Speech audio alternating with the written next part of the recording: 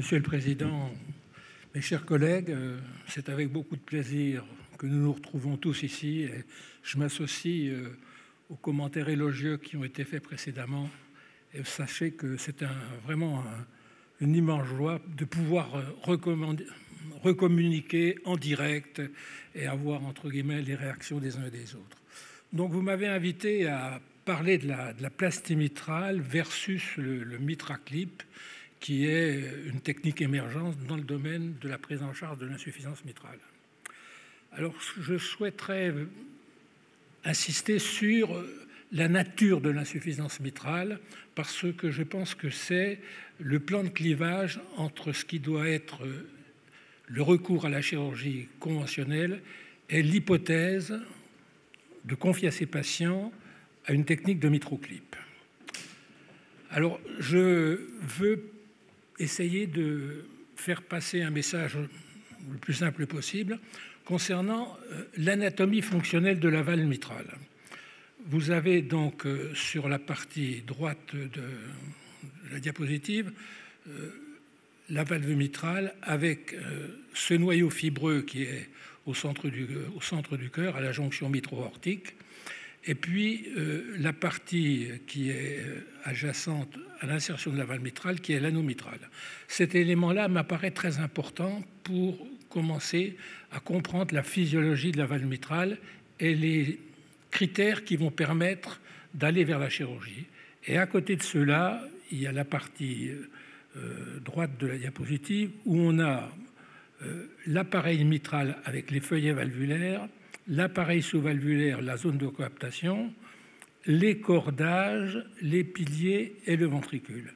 Et ces points-là m'apparaissent très importants car la chirurgie va pouvoir corriger un certain nombre de ces éléments qui participent au fonctionnement de la valve mitrale. Le fonctionnement de la valve mitrale n'est pas uniquement un fonctionnement valvulaire, mais également c'est un fonctionnement qui intègre le myocarde dans sa complexité et dans, je dirais, son évolutivité potentielle. Alors cette classification chirurgicale, cette anatomie chirurgicale de la valve mitrale stigmatise les points sur lesquels les chirurgiens vont pouvoir travailler pour corriger l'insuffisance mitrale. Alors le chirurgien va pouvoir travailler sur l'anneau mitral, va pouvoir travailler sur les feuillets valvulaires, grandes valves et petites valves, va pouvoir travailler sur les cordages, sur les piliers. Mais il est bien évident que ce qui est au-delà des piliers, en particulier la zone ventriculaire, le ventricule, le chirurgien actuellement n'a pas de technique confirmée pour reformater une cavité ventriculaire et un fonctionnement myocardique qui permettent de corriger la mitrale. Donc la chirurgie valvulaire mitrale aujourd'hui se limite à l'anneau mitral, aux feuillets valvulaires et à l'appareil sous-valvulaire jusqu'au pilier. Alors en 80, j'étais l'interne de Carpentier, on a commencé à essayer, j'ai beaucoup travaillé avec lui à ce moment-là, à classifier les insuffisances mitrales. Les techniques d'échographie, comme vous le savez mieux que moi, vous les cardiologues, étaient très limitées à ce moment-là. Et Alain Carpentier a voulu classifier, je dirais, l'insuffisance mitrale en tenant compte des mouvements des feuillets valvulaires. Alors d'une part, les mouvements des feuillets valvulaires sont normaux et pour lui, dans son esprit, ils étaient normaux quand l'affrontement de la grande valve et de la petite valve se faisait sur le plan de l'anneau. Et de là se distinguaient plusieurs mécanismes d'insuffisance mitrale. Alors le premier, qui était celui-là, c'était la distension annulaire. Et là, vous voyez que la distension annulaire est un élément qui va comporter non pas, entre guillemets, les feuillets valvulaires mitraux et la partie mobile de la valve, mais va comporter la dilatation ventriculaire. Après quoi, bien évidemment, il y a d'autres mécanismes avec des mouvements, des feuillets valvulaires normaux dans ces mouvements. Il y a la perforation, il y a des végétations et des déchirures. À côté de ça, il y avait le prolapsus valvulaire, autrement dit, l'affrontement se fait au-delà du plan de l'anneau. Et là, on a des possibilités chirurgicales. L'affrontement peut se faire au-delà du plan de l'anneau avec un pilier allongé. Et là, la chirurgie va avoir des limites, parce qu'on commence à toucher le problème du myocarde à travers le pilier. Et enfin, il y a les mécanismes restrictifs.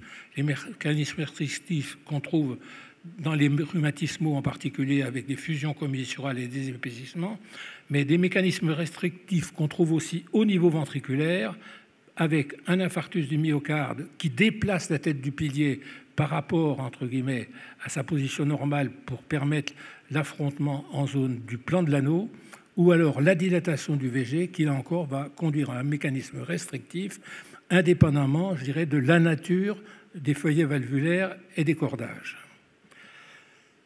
Ce point-là m'apparaît extrêmement important. Je crois que dans le domaine de la classification de l'insuffisance mitrale chronique, on doit distinguer l'insuffisance mitrale primaire. L'insuffisance primaire est une insuffisance mitrale qui comporte des processus pathologiques qui mettent en cause le complexe mitral, autrement dit les feuillets, les cordages, les muscles papillaires et plus ou moins l'anneau.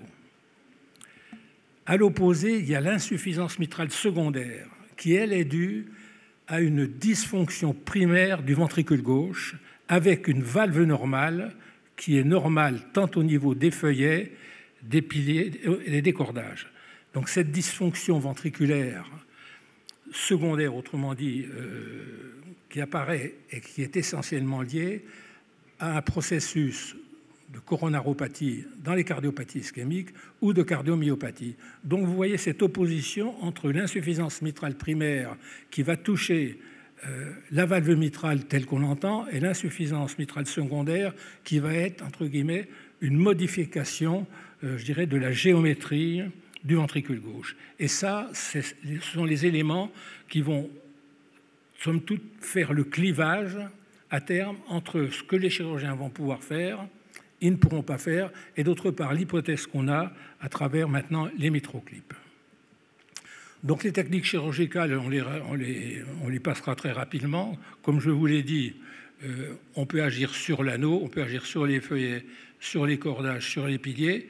Et bien évidemment, je parlerai de la technique d'Alfieri qui a été décrite dans les années 1990. Et cette technique-là est somme toute la technique initiatrice du mitraclip. Alors, les corrections à travers les concepts de Carpentier qu'on a appelés la French correction, c'est bien évidemment des corrections au niveau des prolapsus, de la petite valve, avec résection de la petite valve, réinsertion de la petite valve, mise en place d'un anneau. Les corrections au niveau de la grande valve, avec une transposition des cordages et de la tête du pilier de la petite valve sur la grande valve pour ramener, entre guillemets, et corriger ce prolapsus avec une longueur normale entre le pilier, les cordages et la petite valve qui était normale dans son mouvement, ou des résections encore de prolapsus avec suture au niveau de l'anneau et suture au niveau de la valve. Une correction qui est plus récente, c'est l'utilisation de néocordages. Autrement dit, on utilise des cordages en Gore-Tex, on remplace les cordages qui sont rompus ou déchirés avec somme toute des fils qu'on insère sur la tête du pilier et qu'on repositionne au niveau de la valve avec une longueur appropriée avec les cordages de longueur normale sur lesquels, je dirais, on s'ajuste pour pouvoir avoir une coaptation parfaite de la grande valve et de la petite valve corrigée. Alors la technique d'Alfieri, je souhaite insister sur cette technique d'Alfieri parce que c'est elle qui va, entre guillemets, nous conduire au concept du mitraclip. Qu'est-ce que c'est que la technique d'Alfieri? C'est l'affrontement de la partie prolabée, dans l'esprit d'Alfieri, de la partie prolabée de la grande valve mitrale sur, je dirais, la partie homosymétrique de la petite valve qui a gardé sa longueur normale de l'appareil sous-valvulaire. Et cet appariement du prolapsus par rapport à son opposition sur la petite valve qui est normale dans son mouvement va créer deux orifices avec, entre guillemets, une remise ajuster du prolapsus de la grande valve par rapport à la petite valve et va créer ici ce qu'on appelle, donc, je dirais, une valve mitrale à double orifice, qui est donc la technique d'Alfieri. Donc vous voyez que cette technique d'Alfieri, qui a été conçue en 90, vous la retrouvez dans son concept au niveau du MitraClip. Et il est intéressant d'observer les résultats qu'avait Alfieri, je dirais, à travers sa technique et avec le recul de ce qu'on peut espérer aujourd'hui avec le MitraClip, sachant qu'il y a des débats, il y a des discussions, mais néanmoins, les concepts sont symétriques, sont les mêmes. Alors, les techniques chirurgicales, je ne vais pas les détailler. On avait la sternotomie, on aborde maintenant les mitrales par une thoracotomie droite ou par des mini-thoracotomies. Donc c'est une évolutivité qui s'est faite ces 10-15 dernières années et l'agression chirurgicale est moindre. Néanmoins, comme cela a été souligné par le précédent orateur, et j'y reviendrai, la chirurgie mitrale conservatrice est une chirurgie qui nécessite une expertise. Sinon, il est bien évident que les résultats sont entachés et ne sont pas aux espoirs qu'on peut mettre dans la conservation de la valve mitrale chez les insuffisants mitraux qui justifient cette indication. Alors cette diapositive m'apparaît intéressante. C'est une diapositive qui résume une grande expérience américaine de plus de 2000 malades. C'est Tyrone David qui a publié ce papier en 2019, qui permet de voir deux choses. Premièrement, c'est que sur la partie droite, dans la procédure de chirurgie mitrale conservatrice, entre des mains expertes, et j'insiste sur le point, je suis désolé, on voit que le taux de récurrence et de réopération à 20 ans est aux alentours de 5%.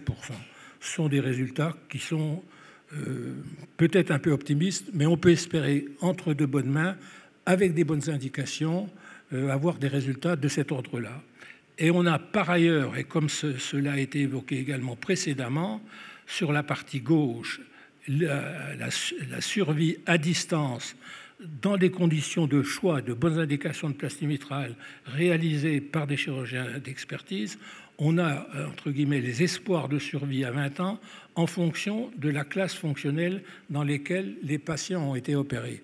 Et il était bien évident que la classe fonctionnelle dans laquelle les patients sont opérés reflète l'état de dégradation ventriculaire. Et vous voyez que les patients qui sont opérés avec, je dirais, asymptomatiques, et ça c'est un débat qu'on peut avoir, à 20 ans, une mortalité qui est aux alentours de 10 à 15%, alors que les patients qui sont en classe fonctionnelle 3 ou 4 ont un espoir de survie qui est aux alentours de 20%. Donc le moment où on opère les malades au-delà de la sévérité de l'insuffisance mitrale est un moment important pour imaginer ou pour espérer la survie des patients.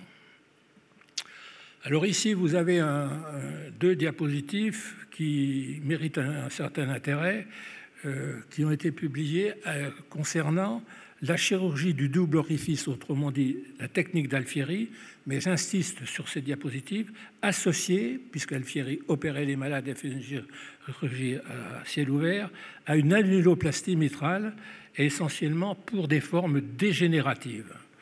Donc l'Alfieri, la technique d'Alfieri s'adressait, comme je vous l'ai dit, à des prolapsus valvulaires mitraux, essentiellement de la grande valve, et Alfieri combinait sa technique avec une annuloplastie, et on peut voir que les résultats d'Alfieri, tels qu'ils sont publiés, que ce soit en termes de récurrence de l'insuffisance mitrale, sont aux alentours de 20% à 14 ans, et en termes d'absence de réopération, 90 ou 80%.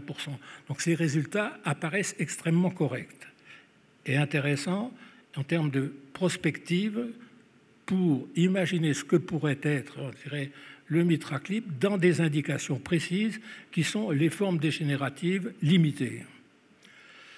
À l'opposé de ce papier concernant Alfieri, il y a un papier de la Mayo Clinique qui montre qu'à 10 mois, le taux de récurrence de l'insuffisance mitrale dans la technique d'Alfieri est aux alentours de 20%, mais là vous voyez que ces patients-là sont des patients qui ont bénéficié de la technique d'Alfieri, qui étaient des patients qui présentaient une insuffisance mitrale d'origine ischémique, autrement dit une insuffisance mitrale secondaire. Et on voit bien, je dirais, l'impact et les limites de cette technique quand le ventricule gauche est, entre guillemets, le principal responsable de l'insuffisance mitrale. Et bien évidemment, les auteurs concluaient que cette réparation de feuillet contre feuillet suggère d'autres techniques chez ce type de patient et dans cette nature de l'insuffisance mitrale. Alors, concernant donc le MitraClip, puisque c'est un des objets de la discussion et de la présentation. Donc, je l'ai résumé ici simplement avec d'un côté la technique chirurgicale d'Alfieri, comme je vous l'avais précédemment décrit, et le concept du MitraClip qui va viser à apparier, je dirais, les feuillets valvulaires, ceux qui sont prolabés, et à les adjoindre, à les associer aux feuillets valvulaires qui sont au niveau de la petite valve ou de la grande valve, suivant les cas, mais qui sont normaux. Donc cette technique de MitraClip se rapproche quasiment point pour point aux techniques d'Alfieri, et elle s'adresse à des prolapsus ou à des fuites mitrales limitées à des endroits qui seraient potentiellement corrigeables. Alors, vous voyez que cette technique-là a évolué depuis 2014 jusqu'en 2021. On est ici à peu près avec une évolution qui est constante en nombre. Donc, on voit qu'elle se développe de plus en plus. Je vous la résume ici. C'est une technique par voie cathéter, par voie transseptale. Ça se fait bien évidemment dans une salle, je dirais, d'hémodynamique, patient sous anesthésie ou avec une neurolepte, avec bien évidemment un cathétériseur et d'autre part un échocardiographiste. On repère, je dirais, on analyse la fuite mitrale par ETO, on fait venir le cathéter dans l'oreillette gauche, on essaie d'apparier, on apparie au mieux possible le feuillet qui se prolabe avec en face, en miroir, les feuillets qui ne se prolabent pas, et on déploie le clip pour obtenir à la fin cette image, enfin ce concept donc d'une valve mitrale qui se prolabait et qui maintenant est appariée, adjointe avec la petite valve symétrique pour créer ce double orifice. Donc voilà le concept global et la réalisation du MitraClip. Donc MitraClip, Alfieri, chirurgical d'un côté, endocathéter de l'autre, entre guillemets, même objectif, même concept, et attendre des résultats. Alors, cette technique-là de MitraClip a été bien évidemment évaluée, discutée. Alors là, je fais référence à une étude française qui a été conduite par Obadia à Lyon, qui a suivi environ 300 patients qui présentaient, et j'insiste de nouveau, une insuffisance mitrale secondaire. Le point important est celui-là. Et on constate que ces patients étaient les uns traités par MitraClip et les autres étaient traités conventionnellement par traitement médical. On constate qu'à 12 mois, environ, il y a 50% de patients qui n'ont pas d'éléments mitraux, mais dans ces deux groupes-là, on note qu'à 12 mois, il y a environ 25% de mortalité. Et on retrouve ça détaillé dans la publication. Donc, dans le groupe MitraClip et dans le groupe contrôle, les résultats sont les mêmes à 12 mois en termes de décès d'origine cardiovasculaire, en termes d'hospitalisation prévue ou non. Donc, vous voyez que dans cette série de patients d'insuffisance mitrale secondaire, les résultats du MitraClip, et dans cette série, je le précise bien, et du traitement médical conventionnel sont à peu près identiques. Alors, il y a une autre étude qui a été conduite pour les MitraClip, c'est une étude qui est conduite par des Américains, l'étude COAPT, où on montre là, c'est essentiellement au contraire des patients qui présentaient des insuffisances ventriculaires gauche par dilatation. On constate qu'à 24 mois, le groupe qui a été traité, somme toute par rapport au groupe contrôle, présente des résultats qui sont favorables en particulier concernant, je dirais, les réhospitalisations. Et pour ce qui concerne les décès, là encore, des résultats qui sont favorables au groupe Mitraclip par rapport au groupe contrôle. Donc dans ce type d'insuffisance cardiaque, on peut dire que le Mitraclip apporte un bénéfice à ces patients qui sont atteints de dysfonction cardiaque sévère et dont les valves mitrales sont, entre guillemets, normales en termes d'anatomie. Donc ça reprend, entre guillemets, cette diapositive, que le cathéter transmitral apporte des résultats en termes d'hospitalisation satisfaisants et diminue la mortalité à 24 mois. Alors, il y a une petite discordance entre les deux études, l'étude Mitraclip conduite par Obadia et l'étude Coapt. Je pense que c'est essentiellement lié au fait que les deux groupes d'insuffisants cardiaques sévères avec une IM secondaire n'étaient pas constitués de la même façon, mais les tendances sont les mêmes, avec quand même malgré tout le bénéfice qu'on peut retenir pour le Mitraclip dans l'insuffisance mitrale secondaire par dysfonction ventriculaire gauche, type insuffisance cardiaque sévère. Alors, Alfieri, là encore, chez les patients qui présentaient une insuffisance mitrale sévère secondaire par dysfonction ventriculaire gauche, on a comparé le Mitraclip avec la technique d'Alfieri et on constate que les résultats sont à peu près les mêmes jusqu'à la 5-6e année en termes de mortalité. On voit que ces patients sévères en insuffisance mitrale secondaire, en particulier dans les cardiopathies ischémiques, ont une mortalité à 5 ans qui est aux alentours de 25%.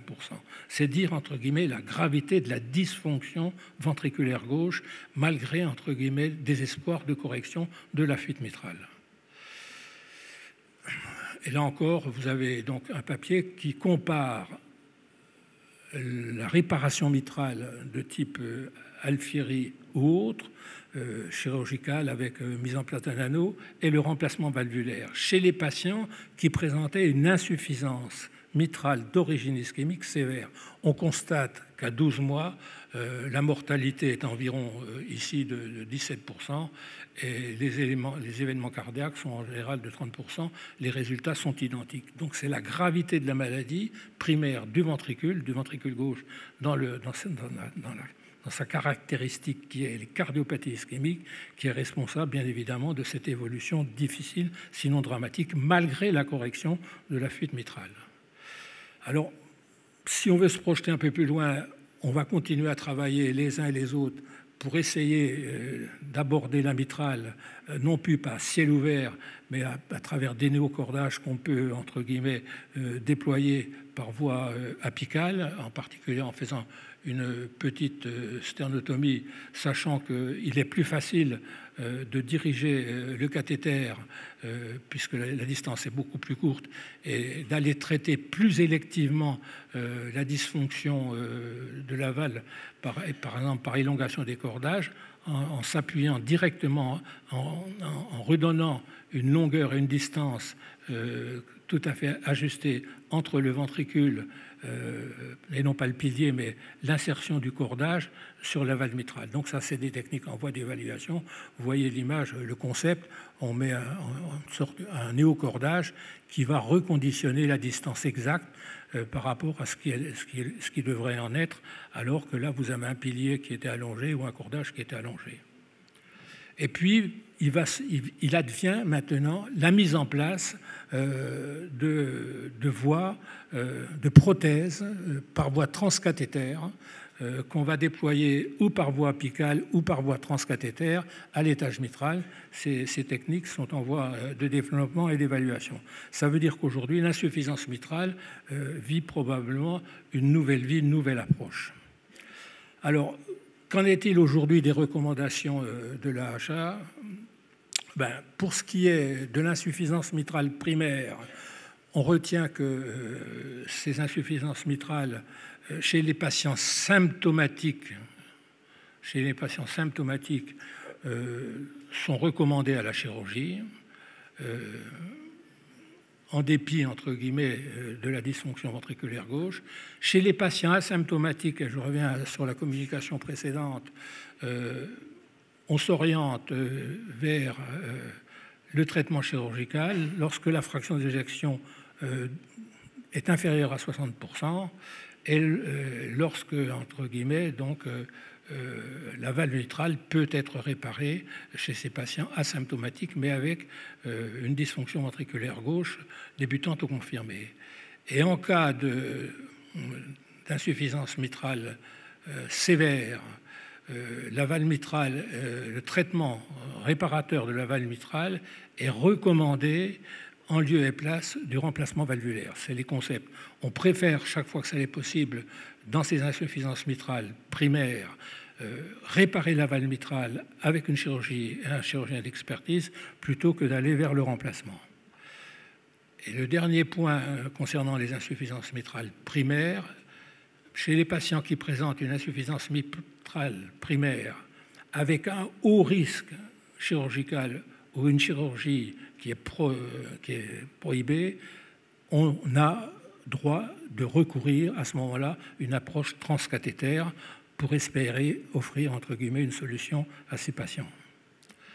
Pour ce qui est de l'insuffisance mitrale secondaire, aujourd'hui, donc, dans les insuffisances mitrales secondaires, avec une dysfonction ventriculaire gauche inférieure à 50%, avec des symptômes persistants, on peut recommander logiquement une approche par mitraclip, en sachant que, je dirais, les résultats sont en évaluation et restent, entre guillemets, limités dans l'espoir qu'ils peuvent offrir aux patients.